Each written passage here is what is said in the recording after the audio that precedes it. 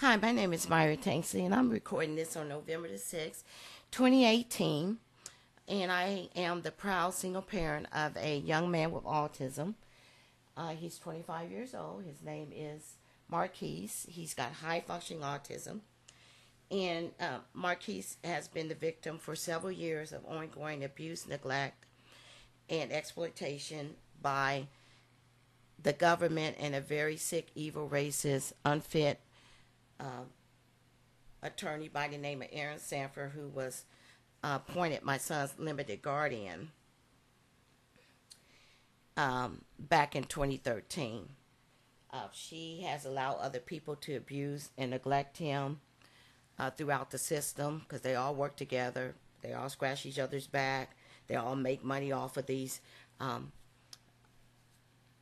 people that are not able to advocate for themselves, even though I'm an advocate for my son.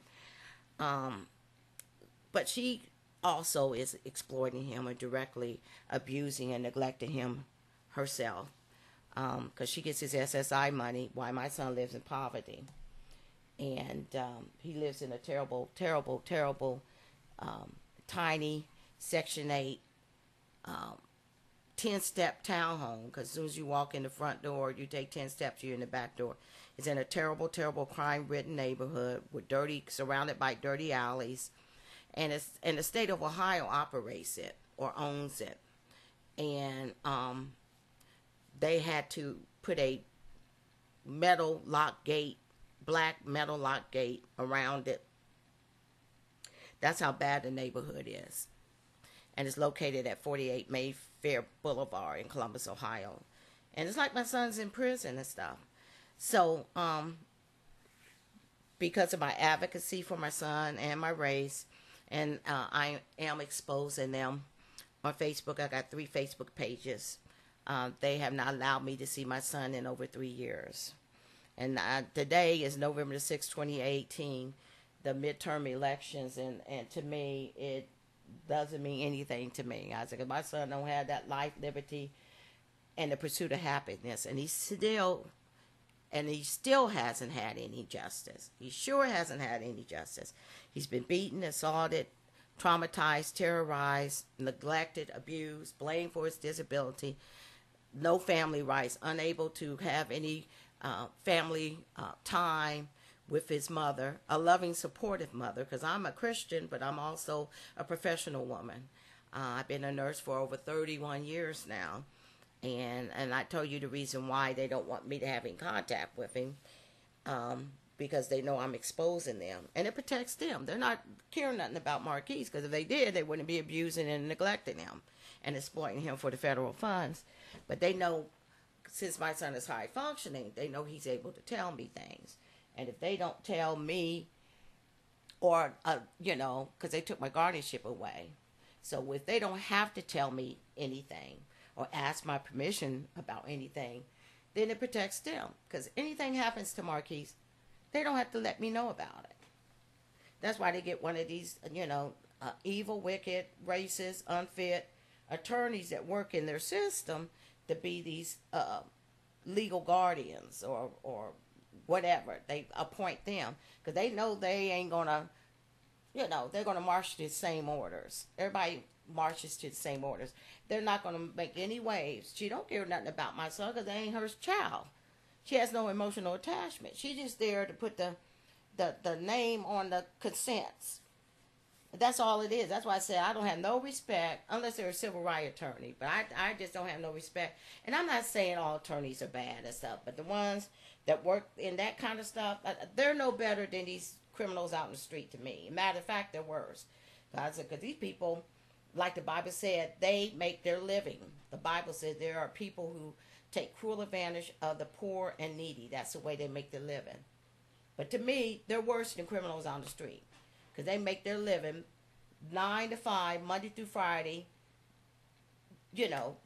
taking people's rights away, using people for federal funds, allowing other people to use them for money, allowing people to abuse and neglect them. So Aaron Sanford is just dung to me. She's just the scum of the earth, the lowest of the low. I can respect a criminal more than I can respect her.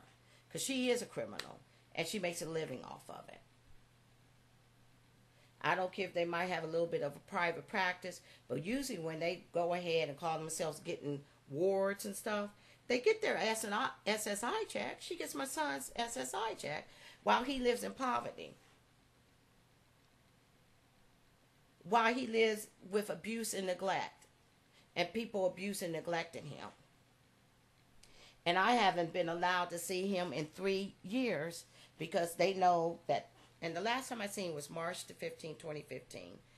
And that was the last visit. And then I actually seen him July the 8th, 2015 through my own efforts. And the reason why I was able to see him July the 8th was through my own efforts. It wasn't because it was scheduled. He had told me that he was going to be leaving. And I waited outside.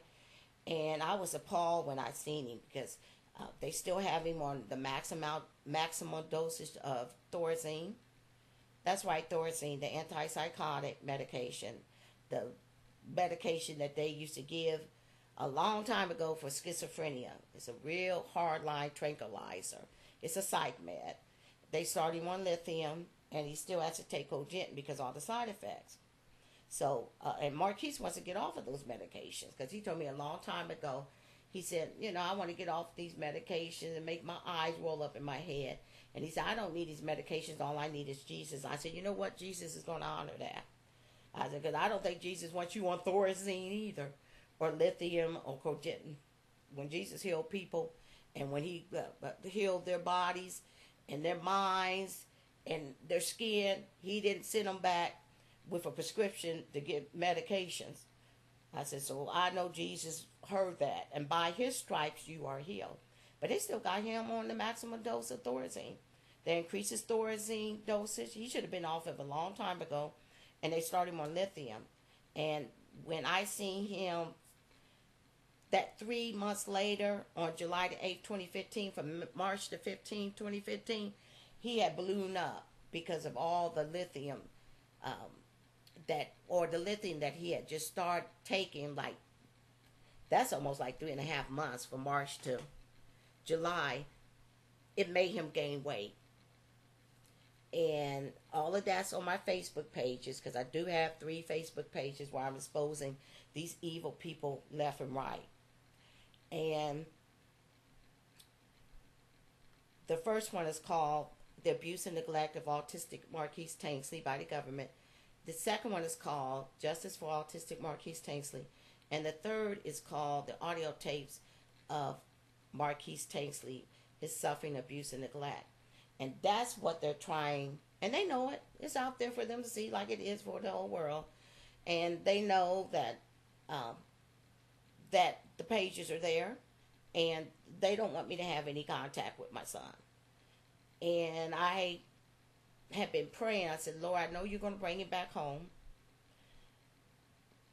And I thank you for that. I said, but I need to hear his voice. I just want to hear him. I think about him every single day. You're the one that's keeping me at peace.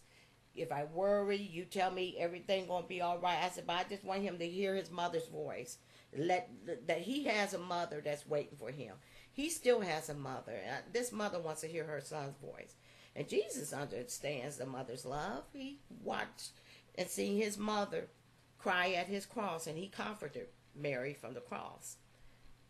But, and the reason why I was saying that, because they would not let me or have Marquis, or allow him, is probably the better way. They would not allow Marquis to call me in over a year.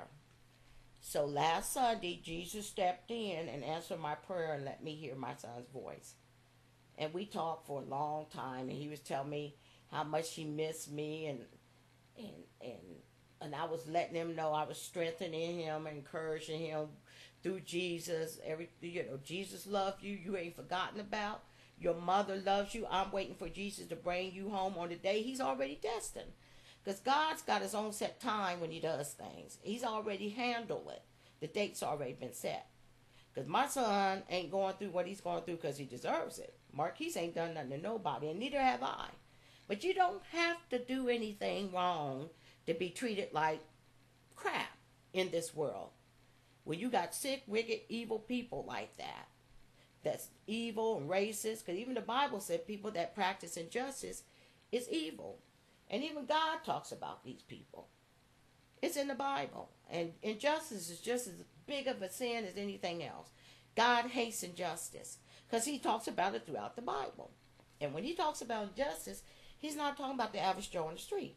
He's talking about these people that work in the so-called legal system, the court system. I call it the illegal system.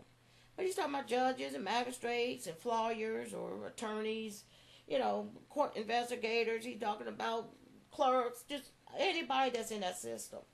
And they all go along to get along. They all scratch each other's back. And they work in concert to use, like the book of Proverbs says, poor needy people and use them to make profit, to make their living. And God's not happy with that kind of stuff. But my son is not going through what he's going through because he deserves it. And neither do I. But I vowed that I was going to tell the story. And God will get all the glory because he said, I'm going to be the one that have to bring him back home. He said, but pray for your enemies. He said, you got on Facebook, but when I bust this thing wide open, I'm going to bust it wide open. But that's why I said, I don't care anything about, I just live in this country. I was born and raised here, but I don't stand up for the Pledge of Allegiance and all that kind of stuff. Because I'm at that point, I can't live a lie. I'm not going to stand up and say life, liberty, and pursuit of happiness and justice for all like it's happening for everybody. It's never happened for everybody in this country. But then again, this country's in denial about a lot of things. And like I said, I might be wrong, but I don't believe the United States is even relevant in future biblical prophecy. And the reason why I say future, because biblical prophecy are being fulfilled every day. Well, they're being fulfilled all the time. All the time. But when God talks about the battle of Magog and Gog and all the different, when you've got a lot of global wars going on and everything, the United States, I don't think is even relevant. Or relevant. I don't think they're even existing in the capacity that they're existing now. Like those countries that are really going to be a part of what future biblical prophecy is talking about. Of course, it includes Israel. I believe Russia is very much going to be involved. Turkey, Iran, Syria, even China, that sort of thing. But I don't think the United States is even relevant in future Bible prophecies. This country's been very, very wicked, very evil, and it has been so hypocritical. In God we trust and all this kind of stuff. It's always been racist. America's big, dirty secret, but it's not so dirty anymore because God will expose people and expose things. He'll expose circumstances while people try to deny it. And, it's one of the things that has always been, something that the majority of white America cannot admit to. Because when people are in denial, they're not denying the, lies. They're denying the truth. They cannot acknowledge the truth.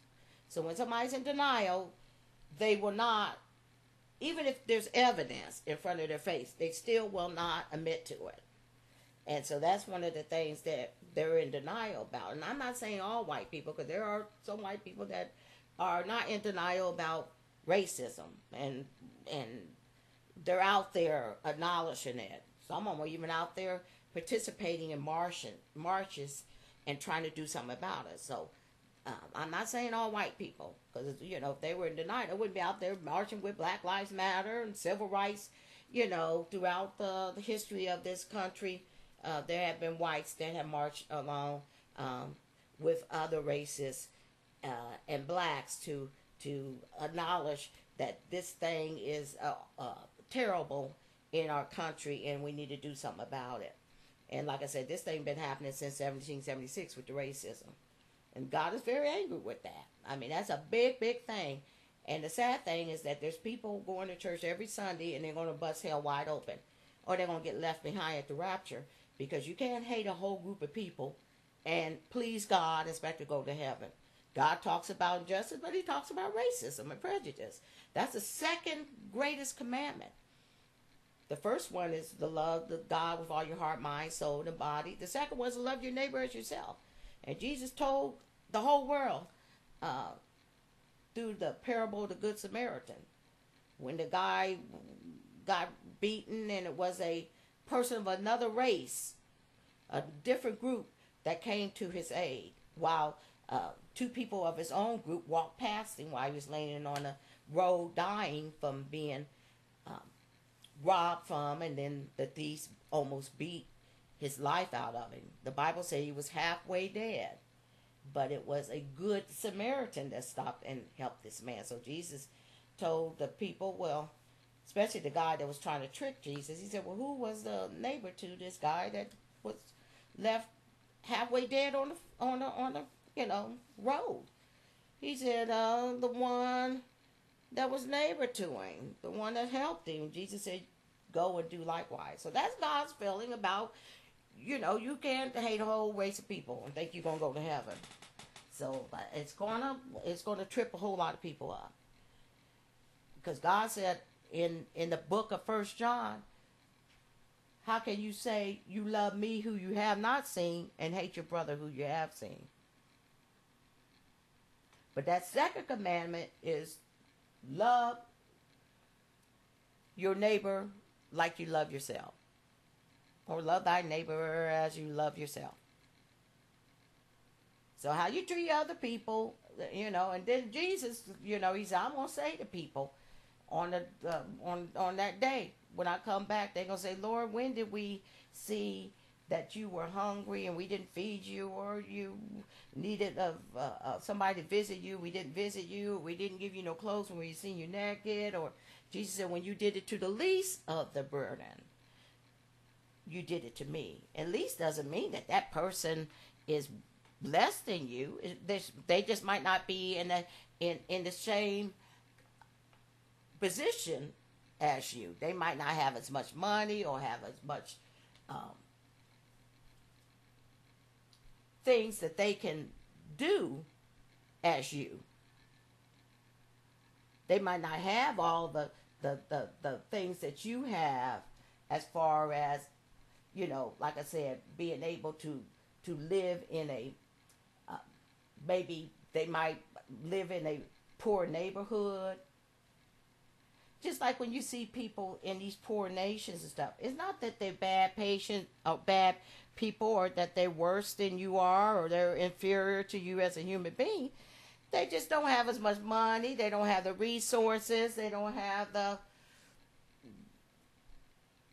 sometimes it's the conditions of the nation or the community that they live in. It doesn't mean that they're, because Jesus died for them too. It doesn't mean that you're better than them.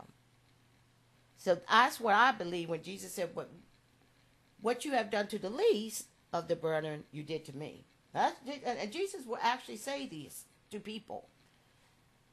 And it works the other way. When people say, well, thank you, Lord, but when I never, took care of anybody or fed anybody that was hungry, or helped anybody, or Jesus is going to tell them, yeah, you did, because what you did to the least, you did to me. But that's how God feels about it. So when you sitting up there mistreating disabled people, that's just like mistreating a child. And that's what these people are doing. And since I'm a black mother that dares to speak out about it, they don't want him to talk to me, and definitely not seeing, because they know that if they took my guardianship away, not because I deserved it, but you don't have to do anything wrong for sick, wicked, evil people, racist people to do you wrong. But they know, well, then we ain't got to contact her and tell her nothing or anything happened to him. We don't need her consent and all that kind of stuff. But one thing that I love as a Christian, that God's got my back. And when I say God, I'm talking about Jesus. Jesus is God in the flesh. The Son, he is the Word of God, and Jesus the Son. But the Father, the Son, and the Holy Ghost are one. They are equal in one. So when I say God, I'm talking about Jesus. But because they're not fooling God. I mean, God sees everything. He knows when people are doing you wrong, and he will vindicate it. In the book of Romans, he said, vengeance is mine, I will repay. I seen that happen to a very evil Jewish lawyer that did me and Marquis wrong, and a lot of other people. God took him off this planet, and I know he took him off the planet because the day that I was talking to him on the phone, I felt the wrath of God over that whole conversation. I knew God was going to punish him because of the way he was talking, because God hates arrogance. This man was very arrogant or prideful, but God hates pride. But I didn't know what that was until the Lord let me know within a year, maybe spin around, get a newspaper on a particular day. And when I got it in Walmart, there was his name in obituaries. And then the Lord came to me and said, vengeance is mine, I will repay. So God, because really what people don't understand, when you do things to people, you're offending God. And I think Jesus summed that up when he said, when you did it to the least of my brethren, because I care about the least. You might not think they're nothing. You might not think they're as good as you are, that you're superior, but you're doing it to me. And that's the way God feels about it. So God will vindicate you. He said, you got it on Facebook. He said, but when I bust this thing wide open, I'm going to bust this thing wide open. And I have 3 Facebook pages that, I'm exposing these people on. And it shows that I'm not full of hot air. My son's not full of hot air. And it ain't just our imagination. I got photographs or pictures. I got recordings and documents. I got recordings of my son. I got recordings of them. Ain't nobody can say that I'm slandering anybody. I'm not going to go ahead and cease and desist letter, because it ain't slander when it's true. Ain't nobody can say Marquis ain't lived this. But I'm a victim in this thing too as a mother. I said, because I love Marquis, I love my son, my baby, my child, just as much as they love their kids. And I said, I know ain't nobody that loved their child, I don't care if it's a mother or a father, will want to come in there and see their child the way I've seen Marquis. Or have heard the things that he has told me that was happening to him. But if they wasn't blaming him for his disability, because they used to say he acted out and everything else, no. He's autistic, and maybe if you kept it a little quieter in his surroundings, maybe he wouldn't be going through, going through sensory overload, and he's, having aggression because he's traumatized and terrorized, or it's too noisy. So they would blame him for it, and then they would blame me because they said I escalate my son. I said, well, he's venting to me, not because of me. And I said, I would vent to my mother too. I said, he's got a right to express his feelings and tell his mother what's going on with him. And I, as his mother, I want to hear about what my son's going on or going through, or what's going on when he's someplace, whether it's school or any place else, like any other mother or father that loves their child. But I would get blamed for that. I said, well, maybe you all didn't treat him like an animal. Maybe he wouldn't be, telling me that he wants to leave and all that kind of stuff. Because he always would tell me he misses me. Because my son loves his mother, and this mother loves her son. I said, but he's telling me all the hell that you people are putting him through. How you're terrorizing him, and the things he's telling me shows that you're abusing him, you're neglecting him, you're putting him in sensory overload, you're letting him get assaulted. It's hurting him when y'all restraining him. It's too noisy in this place. People are hitting him. I said, I tell my mother that too. And I said, and he's not going to be happy about it when he tells me. He's going to be in a lot of pain, because you can hear him just crying in pain and angry too. I said, he's not going to just say, hey, Mom, I got hit in the face today and everything is cool. He's not going to say that in that kind of way. And I said, I don't blame him. I said, because I was treated like an animal. I tell my mother about it too. I said, but maybe, like I said, if y'all wasn't treating him like an animal, I said, because I ain't never heard my son tell me, Mom, I had a great time. This is a fun place. And I'm talking about when Marquis was at the Columbus Developmental Center, which is a state of Ohio owned and operated. The Ohio Department of Developmental Disabilities operates this developmental center. It's called Columbus Developmental Center. It's an intermediate care facility for the mentally retarded. And, you know, he's got a very unfit, racist, lying, wicked attorney by the name of Aaron Sanford. That, like I said, she gets his SSI money while he lives in poverty. He lives in one of those terrible, I call them 10-step Section 8 homes. I wouldn't even call it home. Because as soon as you walk in the front door, you take 10 steps, you're at the back door. That's how tiny it is. It's in a terrible, crime-ridden neighborhood, surrounded by alleys. And the state of Ohio owns it. The neighborhood is so bad, they had to put a locked metal gate around it. It's a black gate. It's located at 48 Mayfair Boulevard in Columbus, Ohio. And they did that because the neighborhood is so bad. I said, it's just like my son's in prison. You know, it's just like he's in prison. So she gets his SSI money while he lives in poverty and gets ongoing abuse and neglect by unfit, abusive home DD staff. And everybody's making money off of him. Everybody gets federal funds. Sanford, the Ohio Department of Developmental Disabilities, Franklin County Board of Developmental Disability, the DD staff, or home DD staff, they're called Consumer Support Services, while my son lives like an animal. And that's why I said, you know, I can't stand up for the Pledge of Allegiance. I probably will never stand up for the National Anthem. I said, because he has no kind of quality of life. I said, he's got feelings. He misses his mother. He wants to do things like we used to do. He's suffered tremendously, physically and emotionally. He has no quality of life. He doesn't get to do none of his hobbies. He likes to watch cable TV. He likes to watch sports, listen to music. He's got hobbies, things he likes to collect. He ain't doing none of that kind of stuff. And when he was at the state, because he's in the community now, but there's that home DD staff, MRDD staff, that's abusing him and neglecting him and treating him like crap. And see, it's so much that, you know, that's why it's like I'm going back and forth, but I got them, the staff, all on tape, you know, enough to show, like I said, I'm not full of hot air.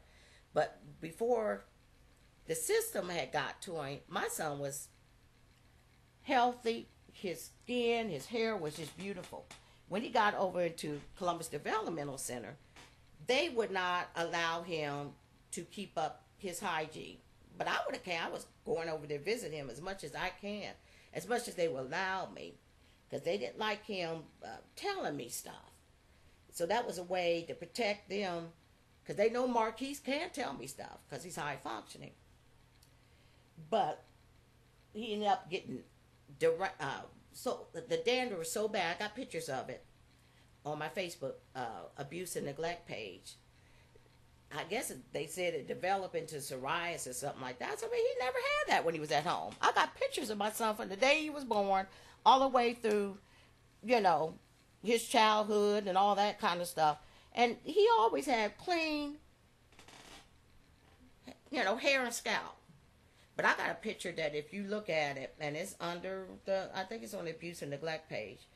And it, when I see Marquis, because sometimes they would tell me, oh, don't come and see him this week and all this kind of stuff. You know, because they know my son, I would probably see all kind of unexplained bruises, and my son would be probably telling me, you know, all the way they had been, you know, abusing him, assaulting him, and restraining him and stuff. But his hair was so matted. I mean, it didn't even look like my son.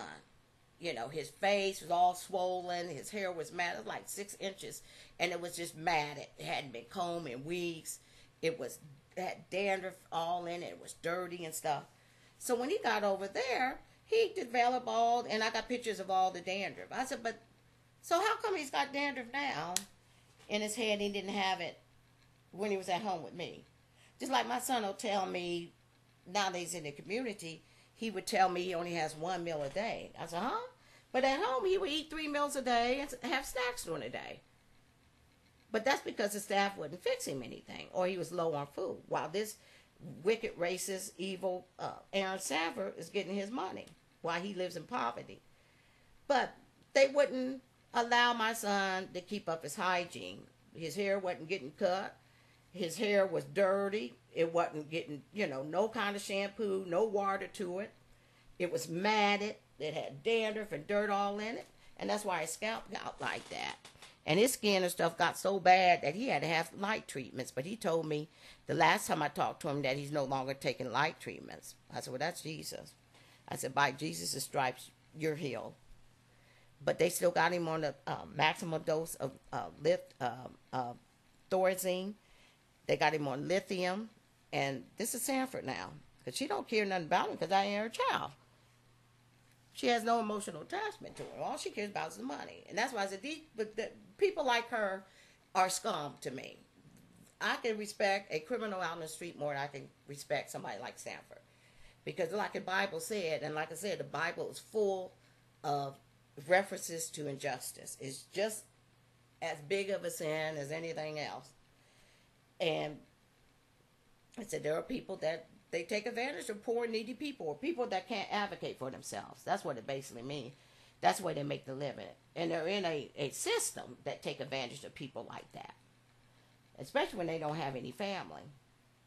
But, a lot of this is racism, too. Because, like I said, I know they don't tell the white mothers or white fathers, you escalate your child's son.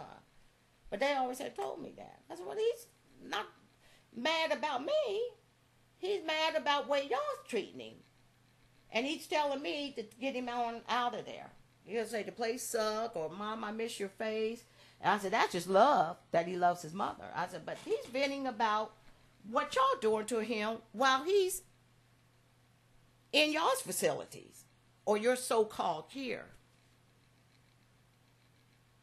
But I know they don't say that to the white parents. I said, so when the white people or the white kids or whoever's got the autism, when they have autistic behaviors or aggression or meltdowns or physical aggression, so who's making them do that? I'm talking about when the white people do the autism.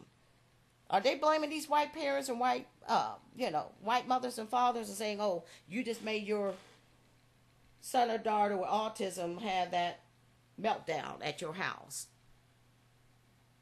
But they're going to tell it to the black mother. And that's why I said I can't, I don't care nothing about the national anthem, but I probably take a knee too. I won't take a knee, but I won't stand up for it. But Pledge of Allegiance, I can't stand up for that. I said, because it's just a lie. I said, because I can't, my son ain't got no life, liberty, and pursuit of happiness and justice for all and all that kind of stuff. He can't even see his own mother. And, Jesus said, don't worry about it. I'm going to take care of it. He said, because he ain't going through what he's going through because he deserves it. And neither are you, because you ain't done nothing to them people, just like your son ain't. But I'll tell people, just because you got something terrible happening to you or you've been mistreated don't mean you deserve it. Look at the way they did Jesus. And he was without sin. Yet he was numbered with the transgressors. But he went to the cross and went to the whipping post for our salvation, our healing, and he came back 3 days later. But yet he was still treated as a criminal. He was executed in between two criminals. So just because Marquis used to think he done something wrong, because he would say about himself, I suck. And I used to just split my heart in two. And I said, no, you don't. You ain't done nothing wrong. I said, just because you're being treated the way you treated don't mean that you deserve it or you did anything wrong. I said, it's the people. Because mean, evil, sick, racist, wicked people will treat people, in a sick way. And they don't have to have done anything wrong. It could be the color of your skin. It could be who you represent or what you believe and stuff. And I used to tell them, I said, no, you ain't done nothing wrong. I'm very proud of you. I'm honored to be your mother. So, the Lord allowed or made them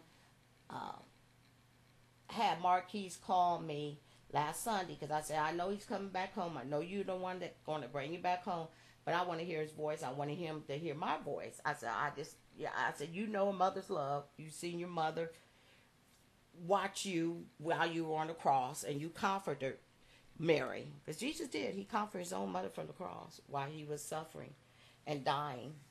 So he knows a mother's love. And I said, I just want to hear his voice. Don't you know the Lord? Because they hadn't allowed Marquis to call me in over a year. Because if he could call me, he would. And if he don't call me, it's not because he doesn't want to. It's because they haven't allowed him to. But here my son come calling me Sunday.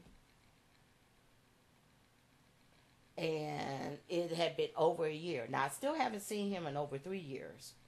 Because they know, that I get evidence. And that's not all about Marquis. If it was about Marquis, then they wouldn't be abusing him and neglecting him themselves. They're doing that to my son. And I've been a nurse for over 31 years. I wouldn't be practicing nursing if I ever abused and neglected my son. I said, but, they are trying to protect themselves because they know I'm a whistleblowing mom and I get evidence. But I said, I'm not going to put my head down like they want me to do and ignore what they're doing to my son. I love my child too much. And I'm also a Christian. I'm not intimidated by sick, racist, evil, wicked people. Because these people are just evil. The Bible said they're evil and wicked when they practice injustice like that. And they're going to all have to answer to God, because that's a big thing with God about how you treat other people. Jesus said the first 2 commandments, the first one is loving God with all your heart, mind, and soul and body. And then loving your neighbor as you love yourself. And people are going to go straight to hell or get left behind in the rapture just because they couldn't love their neighbor. People going to church, so-called Christian, I'm talking about so-called Christians now. They could be in the church choir, the glee club, and everything else, but they ain't going to get to heaven if they hate a whole race of people. You cannot hate a whole group of people and expect to go to heaven. Now, you call yourself a Christian all you want, but you're not going to get to heaven. That's a big sin if you mistreat other people or you're hating a whole race of people. You're not going to make it. So, my son called me Sunday. Then he called me yesterday. And then, I told him, I said, you can call me tomorrow. And he promised he would call me tomorrow. So when he called me today, he got on the phone. I said, how you doing? He said, oh, I'm sad because I miss you so much. And I said, well, then call Mom when you feel sad, and I'll talk to you, and I love you. And I said, don't forget, you're coming back home. And I really believe that as a Christian, because I've seen God do too many miracles. So I don't just tell my son that just to pick him up or to perk him up. I tell him that because I'm a Christian. I believe that. And I've seen other miracles that God has done. And I told him, I said, and just remember that you're coming back home and that you got a mom that's waiting for you. The day that Jesus has already set for you to come back home, I'm going to be there to pick you up. And I said, give me a hug and kiss. And then here's this staff member in the back. And I heard my son say, wait a minute, he's telling me, he's calling me. And then he said, I want to talk to my mom. I miss her so bad. And the guy is constantly telling me to get off the phone. He said, I told my mother I was going to call her back. And everything, because he had me call him back yesterday. Because when he had called me, I was at work. And then I told him I was going to call him back. Because he said, how about you call me back at 6:30? So I did. So like I said, now they don't want him talking to me because he's going to spill the beans. He's not nonverbal and and all of that. Excuse me. And so my son was telling, no, I want to talk to my mother, but I want to talk to him. Talk to her. I want to talk to my mother. And don't you know that piece of crap went over there, and I told Marquis, I said, put him on the phone. But all of a sudden, the phone went dead. And they have done that to my son before. And it just made my son go off because he's like, I need my mom. I need to talk to her, my mom. I want to spend time with my mom. Y'all won't let me be with her. I want to at least talk to her. And I want to... me and my son, we have, even though he tells me about all the stuff and the hell they put me through, but we talk about stuff that we plan to do in the future, stuff that he's got here at home waiting for him, and I'm comforting. I mean, he's love, how a child loves the mother, you know, even though he's 25 years old, but a son or a daughter loves the mother. They miss the mother, and you talk about things that you're going to do and memories, and you know what I'm talking about. I mean, and, you know, he's going like, no, I want to talk to my mom. But whoever it was, and it was a native African, they love to be around MRDD people or developmentally disabled people. And I said, I wonder why. I said, are they more empathetic or are they compassionate? And it's none of that. And I finally figured it out. I said, because they hated me when I came around. But I said, now that shows how bad they are. And I finally figured it out. I said, well, good Lord, they can't barely even speak clear English, let alone say the word autism or know what it means. I said, so they like that feel because they feel safe. Because they probably say, oh, they're retarded or they got autism. They can't understand us anyway. And I'm going like, why do they, you know, and I don't have nothing against any kind of group of people. I said, but it seemed like you would want to hire somebody that could speak clear English so that there's no communication barriers. I said, I can barely understand them. I know these people that got developmentally disabilities can't understand them because they can't speak clear English. I mean, the accents are thick, and there could be some English barriers too, as far as the language is concerned. And you can hear in the back, but you got, I'm going like. And my son just trying to say, no, I want to talk to my mom. And he cut the phone off. The staff member cut the phone off. And one time they grabbed the phone away from me. And that's when I sent the police over there. Because they were all around them, you know, because there's like 2 or 3 of them over there. Now that happened back in, I think, 2015 or 2016. I haven't got to that tape yet. So let me go to my, tell you about my 3 Facebook pages, if I didn't tell you. Justice for Autistic Marquis Tanksley. Then there's the abuse and neglect of autistic Marquis Tanksley by the government. And then there's the audio tapes of Marquis Tanksley is suffering abuse and neglect. That's the page that I'm putting the recording on. The last page, the audio tape page. And I figure this happened today. And I figure I'll go ahead and make another audio video. Because what I've been doing is actually uploading recordings of my son. I said, because, you know, they always try to, I think it's a secret fantasy of racist white America to separate the black family and stuff. So they always look, because they try to separate my son. He loves mom more than ever, and mom loves him more than ever. And then they never have had respect for the black family as far as keeping it together. And that's been since 1776.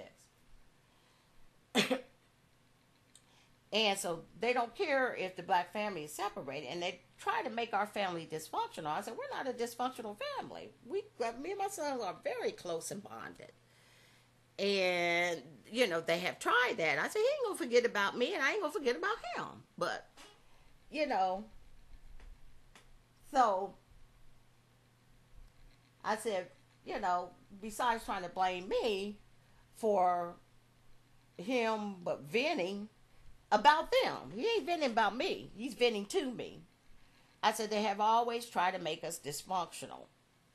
And I said, I'm going to let people hear Marquis in his own words, from his own mouth, express his pain. Because he's got, you know, vocal skills. He's got verbal skills. He's got a few deficits, but he's high functioning. So he's able to like, that's the reason why, the number one reason why they took the guardianship away. Because they said, we don't want her to, we got to get this guardianship away from her. Because then we ain't got to tell her nothing. If he go in the hospital, anything, we don't have to get her consent. The less she know, the better it is for us. And that's just the way they feel about it. And that's why they took my guardianship away. It wasn't because I abused or neglected my son. But like I said, when you're dealing with racist, wicked, evil, sick, scum people, it don't matter what role they're in. It don't matter, because people say, oh, the judge, your honor. I said, I'll never call another one your honor again. I said, these people, I said, that's that wicked scum that the Bible's talking about when they talk about justice. It's judges and lawyers and court investigators and clerks. That's what they're talking about. That place is just a cesspool full of demons in it. And that's why I don't even like going into the courthouse and stuff, because you can just feel the demons. I felt it other places too, places that I worked in. You could feel it. You know, you could just feel, you could discern the spirits in people. Because the devil is in a lot of people, just like God's Holy Spirit can be in a Christian, or you know, a person that's really a Christian. The devil's in a lot of people too. Believe me. And I'm going like, when I walk, I say I don't even like being in there. I said, because I don't care if they got suits and ties on, high heel shoes, or a black robe and stuff. It's just full of demons. And you can discern it. So I said, well, I'm going to let people hear Marquis in his own words. And that's what I'm uploading to the audio tape page. Now, the Justice page has a lot of documents of me exposing these people, how they take motions, but it also shows their incompetence, because God will trip your enemies up, because he gets so sick and tired of them, then he'll drag them through the mud and make fools out of them. So there's a lot of documents on that page. Then the abuse and neglect page, because I got 3 pages on Facebook, it has a lot of pictures besides recordings and documents.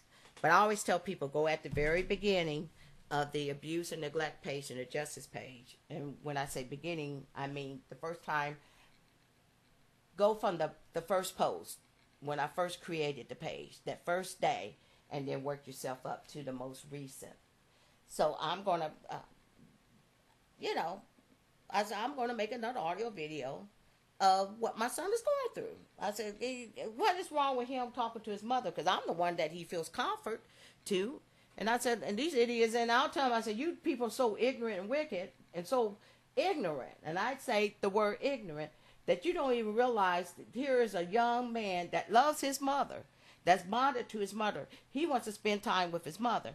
If he can't do it in person, because right now y'all have it blocked, he has a right. He should be able to talk to his mother and get comfort from his mother. But maybe that thug done something to him. Maybe that trash did something. Because these people are just scummy trash to me. No matter what race, what color they are. Like I said, I don't care whether it's direct staff or some piece of crap that's in a judge's robe, or some lawyer that think they're all this and that and stuff. They're all just scum to me. Every last one of them. But you're supposed to be so smart and know how better. I said, that's basic human rights. That's just basic God-given rights.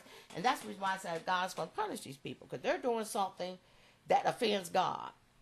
Like when he dealt with David Belinsky, a very evil, arrogant Jewish lawyer, that I knew God was going to punish him, but I didn't know God was going to take his life like that. You know, but God will do that. If you read the Bible, there's a lot of ways he deals with people. Sometimes he'll take you off this planet. You're so wicked and evil, and think you can't be stopped. God will stop you. That's all I got to say about that. But, and that's what he did. But he let me know about it.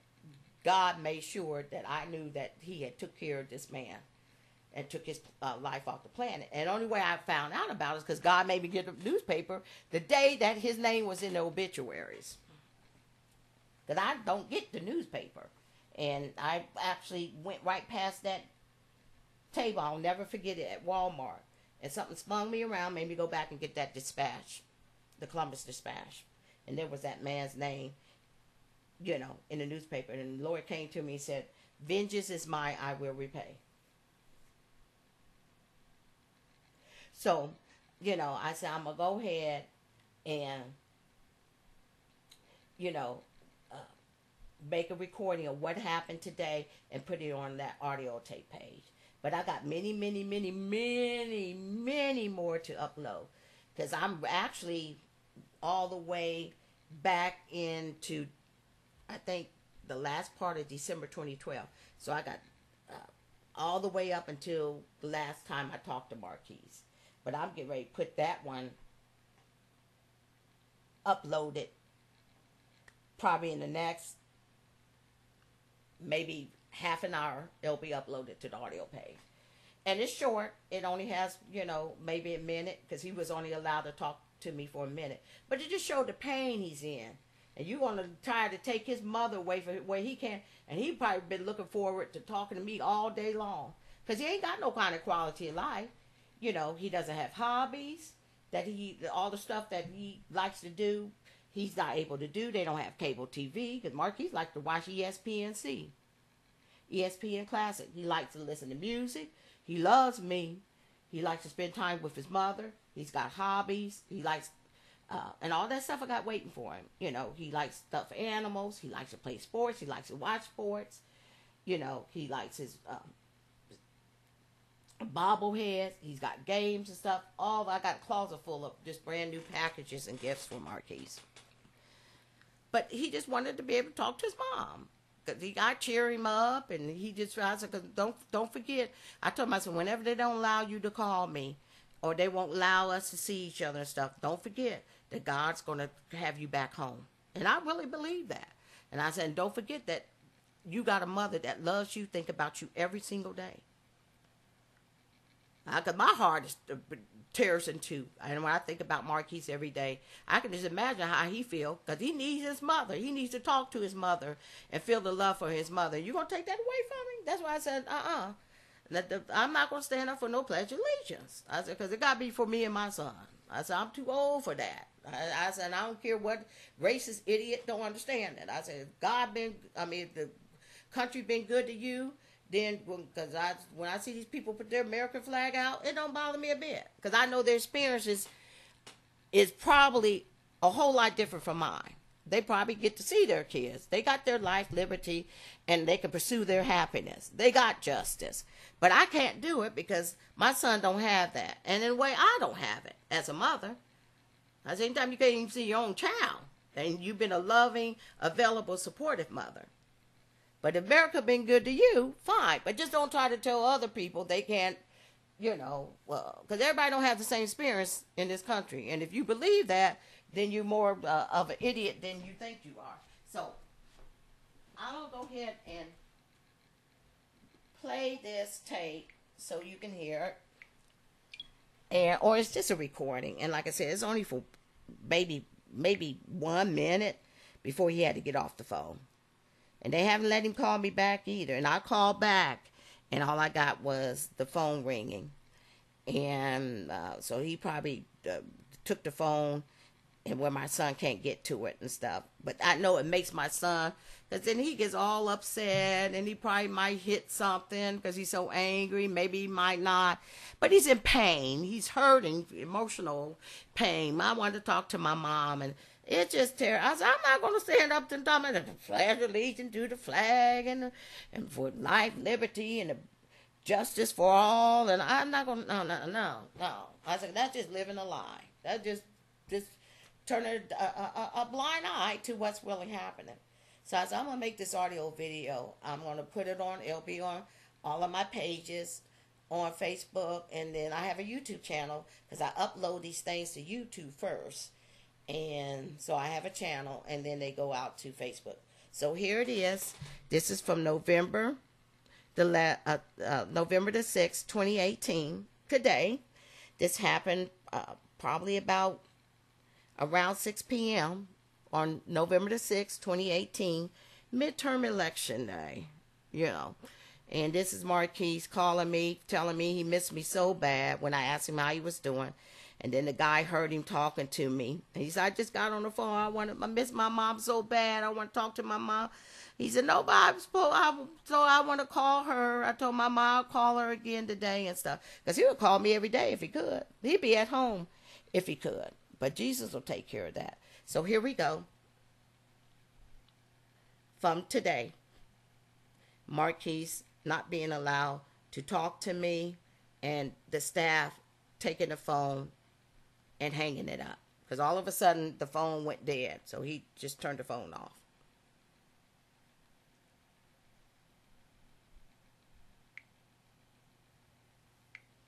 How you doing?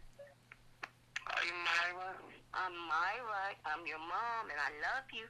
How you doing, sweetie? Still feeling sad yesterday. Well, that's when you call, and you say, I'm going to call my mom. I hear my mom's voice. I know Jesus is going to bring me back home to live with my mom. I can call my mom. He's calling me now. I'll be right back. Okay. All right. I'll be right here. You what? Yes, I did. I got yesterday to call my mom back today. God, Jesus Christ. I know I gotta call I miss my mom too bad. I just called just now. I know I spoke to her yesterday. I understand. I want. Put him on his phone. And there's when he hung up the phone. You can hear Marquis say, I know I spoke to her yesterday, but I want to talk to my mom. You know, again today, I miss her so bad. And the guy was telling her, no, you talked to her yesterday. And he eventually hung the phone up. Because Marquis still had the phone in his hand. And that's why I said put him on the phone. But, you know, because they don't want to talk to me. But see, that's that evil. I said, anytime you're ignorant and evil like that. I said, because it's not going to hurt him for him to talk to me, because it comforts him. Because you want to put anything in that person's life that's going to give them comfort. And that's the reason, one of the many reasons why I have an audio tape page. I said, because they always try that, their fantasy is that they can break my family up, break our bond up, and try to make it look like that I upset my son. I said, and it's contrary to that fantasy of theirs. You will hear, Marquis, the love that he has for me. Because he sure expresses his feelings, and he does really well with it. But that's their fantasy, to try to, like I escalate my son, that I make him upset when he's hollering. No, when he's hollering about what y'all have done to him and telling me. And I said, y'all don't need, you scum ain't going to speak for Marquis Woods Tainsley, because I got it all recorded and it's on there. And like I said, nobody going to say nothing to me about it. Nobody's going to say anything about it. But there you hear in his own words of how he begged this boy, and he's done it plenty of times. Now get off the phone with your mom and stuff, because they know that he'll tell on them. He'll tell me things and stuff, and he begs, Mom, but I want to talk to my mom, but I want to talk to my mom. I miss my mom. I want to. And they just cut the phone off on him. And then, I said, Lord, please don't let them beat him and hit him upside the head. And I mean, he just been through hell. Now, that's the stuff he goes through all the time. And it happens over and over and over again. So I'm going to put it out on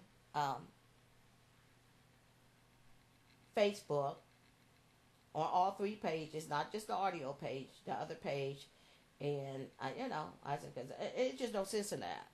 But I can't, that's why I said that they can take the pledge of allegiance, and you go ahead and do it for the people that got their life, liberty, pursuit of happiness, and justice for all. And that's the problem I have. I said, because I know everybody got their own experience. I don't have any problem with anybody hanging the American flag, but don't sit up and try to say everybody got the same experience. Don't try to tell me that, I got the same experience as yours. I said, there ain't nothing. I said, my son can't even see his own mother. I said, he's like in a prison. He can't go any place. He don't have no kind of quality of life. He can't play games and sports, and they don't even have cable TV so he can watch, ESPNC, all his basic human needs are basically not even there. He's a sufferer. I said, he ain't got no life, liberty, and pursuit of happiness. I said, I'm not going to stand up and say it, and that's just that. So I don't care, what happens, as far as who gets in there, because I know God is in control. And everything's going to happen the way Jesus says it's going to happen.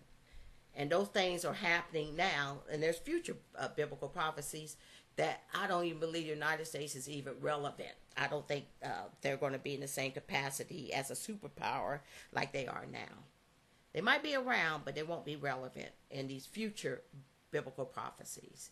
But God knows there's a lot of biblical prophecies that are happening right now. So that's it. I have to get off of this. I love my son. I miss him, but I'm just feeling for him. And I wanted the world to hear this. I want people to hear what Marquis is going through, that he can't even talk to his own mother. And I love you, Marquis, and Jesus is Lord. And thank you for listening.